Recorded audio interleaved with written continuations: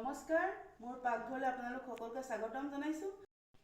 মই আজি দেখুৱাবলৈ ওলাইছোঁ মালপোৱানো মই কেনেকৈ বনাওঁ। এতিয়া বিহুৰ বতৰত সকলোৱেতো মালপোৱা বনাবই, সেইকাৰণে মই আজি মোৰ ভাগে দেখাবলৈ আপোনালোকক চেষ্টা কৰিম। মই লৈছোঁ ইয়াত পিঠাগুড়ি 2 কাপ,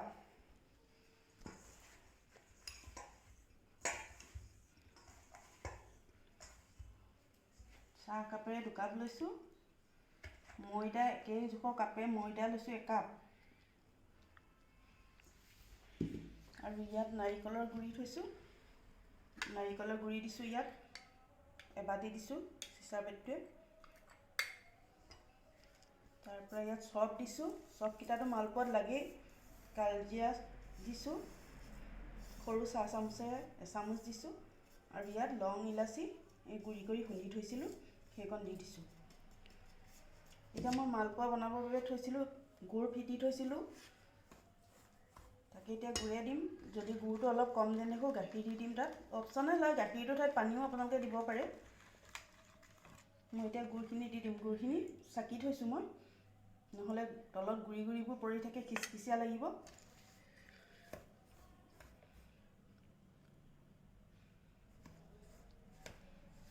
মোৰ গুড়টো কম হ'ল, কম হোৱাৰ কাৰণে মই গাখীৰ এড কৰিছোঁ ইয়াত।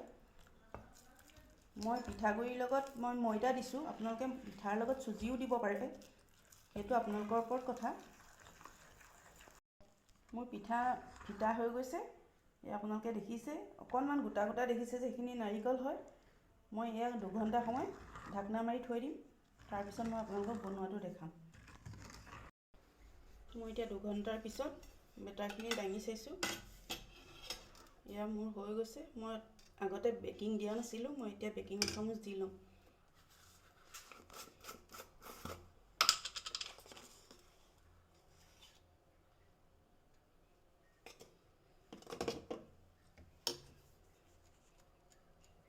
মই এতিয়া গেছটো জ্বলাই লৈছোঁ, কাৰণ মই সৰু কেৰাহীতে বনাম। মই ইয়াত অলপ ৰিফাইন দিম আৰু অলপ মিঠাতেল দিম।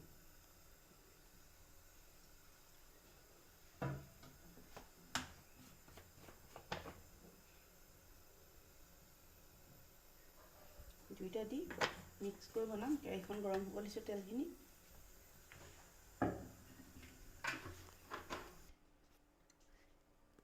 আপোনালোকে বনাই দেখাইছোঁ।